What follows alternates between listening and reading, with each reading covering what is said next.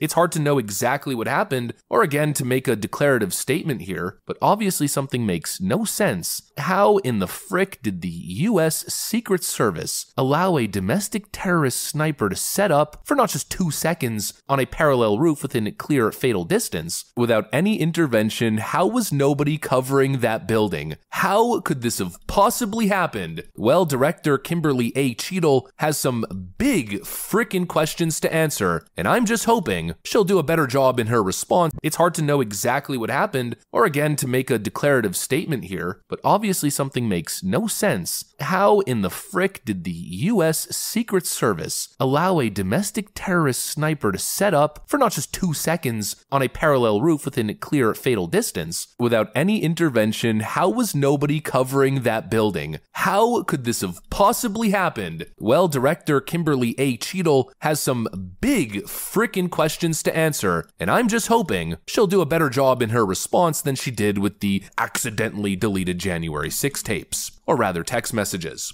She would know. The 28-year veteran was on the team that evacuated Vice President Dick Cheney on 9/11, and she served on then Vice President Biden's protective detail. He named her director in mid-2022. Amid a swirl of controversy over the agency deleting nearly all of its text messages from January 6th. The agency says that was due to a data migration. System migrations happen, but I think for a lot of Americans, it just doesn't pass the smell test, given the timing and the volume of messages deleted. Well, it's unfortunate that that would be the assumption that people would make. Our integrity is everything, and there was nothing nefarious attached to that. Their integrity has... Again, it's hard to say exactly what happened. I don't want to attribute malice. It could possibly just be incompetence, as we're now learning that Kimberly Cheadle was focused on DEI initiatives. To expand hiring, they're aiming to have 30% women recruits by 2030, and even allowed YouTube influencer Michelle Carre to train with agents. But I'm very conscious, as I sit in this chair now, of making sure that we need to attract diverse candidates and ensure that we are developing and giving opportunities to everybody in our workforce, and particularly women. He is supposed to have 24/7 full-on Secret Service security detail, and not just any detail, but the best in the business. You mean to tell me that the best in the business, coordinating with local law enforcement and probably other contracting groups, you mean to tell me that all of these highly trained, top of their industry professionals didn't even secure the perimeter? They didn't have buildings in the direct vicinity on lockdown? I mean, it is truly unbelievable. You know, the way this is looking to me, it seems unbelievable that Secret Service allowed this to happen, and that's where the question gets raised. Was this just an honest mistake, or was there a purpose behind the inaction? Was there a secret conspiracy transpiring? We can only speculate. Well, when speculating, generally you'll follow what makes the most sense. Well, honestly, like I just said, the Secret Service and police department inaction, the sheer level of incompetence seems almost unbelievable. Some of the eyewitness testimony, I mean, it's mind-blowing. And you know, that's a little bit... He's going down!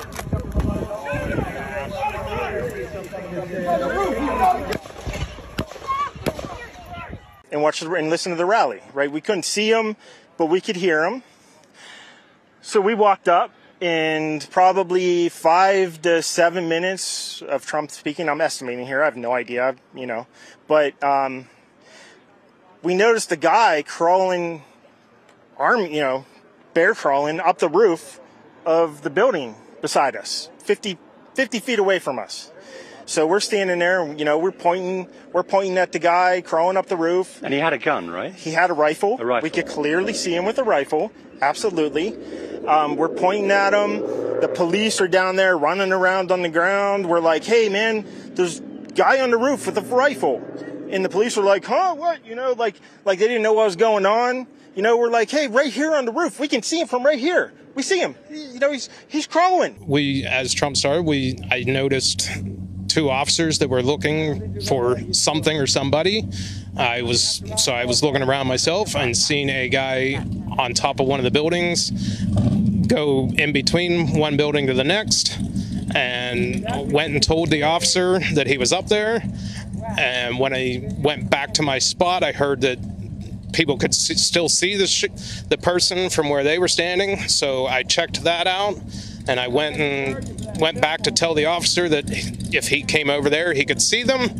and when I turned my back is when the shots started. We keep seeing eyewitnesses doing media interviews saying they were there for minutes trying to warn Secret Service that somebody was on the roof, and nothing was done. All the training, the protocols, how does that make sense? How was that building and that roof not secured? How were there not 3 Secret Service agents on that roof with weapons, making sure the perimeter is totally secure? It's unbelievable. It's almost as if the conspiratorial thought is a more believable story than just assuming incompetence. Whoops. You know, and it brings up little tidbits. It's funny how you forget things. I mean, I cover the news every single day. I've been doing it for years, but sometimes, I mean, stuff that was so important, talking points and things that we were covering in the past, it just kind of disappears from the memory bank.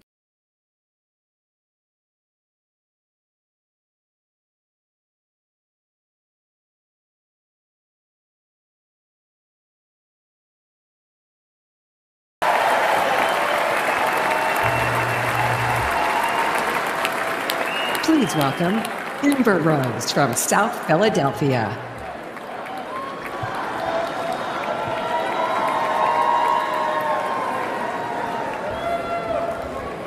Hello, my name is Amber Rose. I'm a model and entrepreneur. Thank you. But most importantly, I'm a mother. My whole world revolves around providing for my children, keeping them safe, and giving them an opportunity for a better life. That's something that unites all American parents, whether we're Republicans, Democrats, conservatives, or liberals. We all want a better country for our children.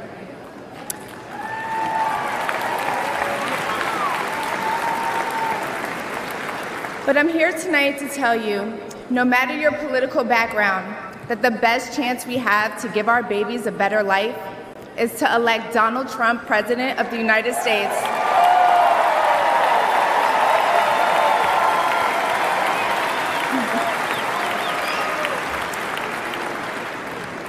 Now, you may be wondering why I'm up here telling you this. I'm no politician, and I don't want to be. But I do care about the truth. And the truth is that the media has lied to us about Donald Trump.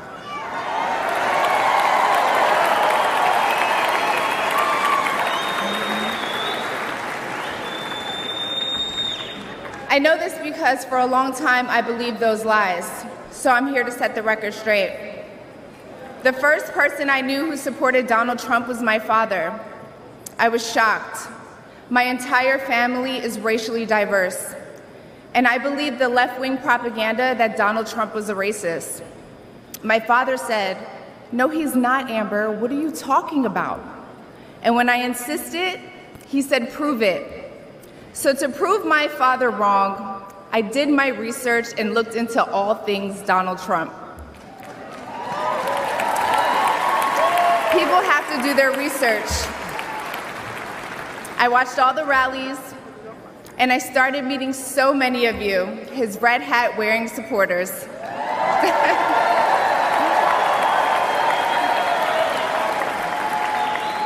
I realized Donald Trump and his supporters don't care if you're black, white, gay, or straight. It's all love.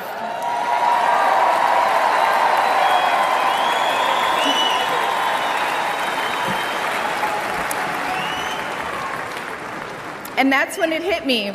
These are my people. This is where I belong.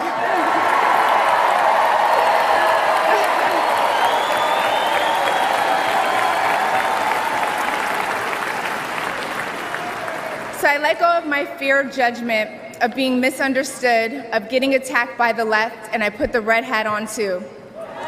Thank you.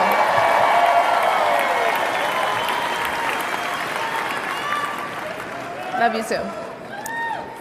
I never felt more free and more love for my country than I do now.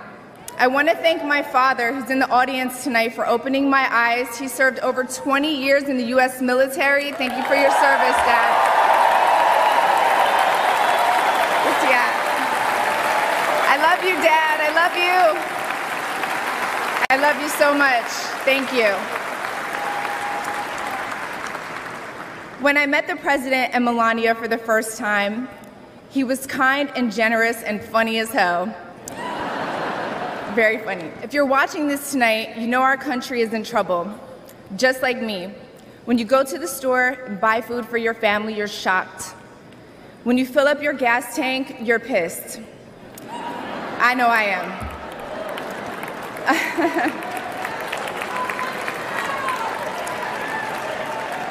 And when you turn on the news, you are just exhausted. Inflation is out of control, and you know in your heart it was not like this under Donald Trump.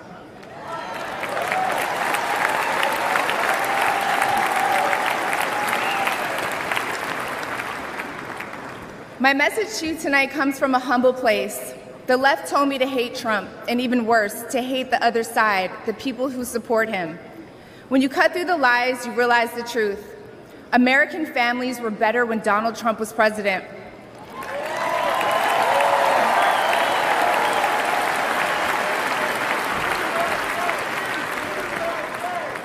We were safer, wealthier, and stronger. A vote for Donald Trump is a vote to put money back in our pockets and good food on our kids' plates. Yes.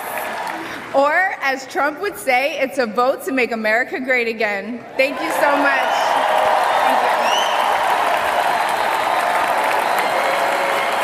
you. Listen to the reaction to Ms. Rose. The CNN panelists had this to say. This is how you change the composition of the electorate. Yeah, that was probably the most dangerous speak for the Democratic coalition. That is a young woman of color. She's describing the experience a lot of people have, feeling that maybe if you're around too many liberals, you might get criticized too much, or you might not be able to speak your mind.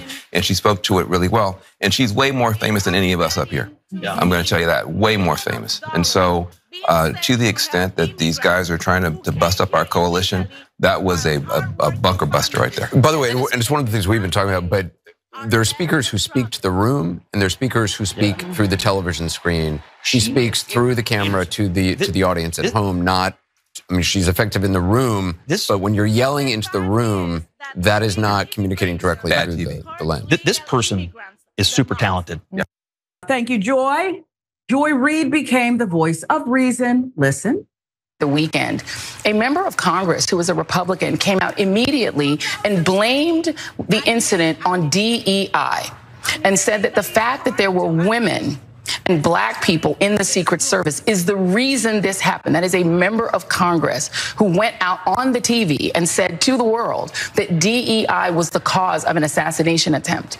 This is where the Republican Party is.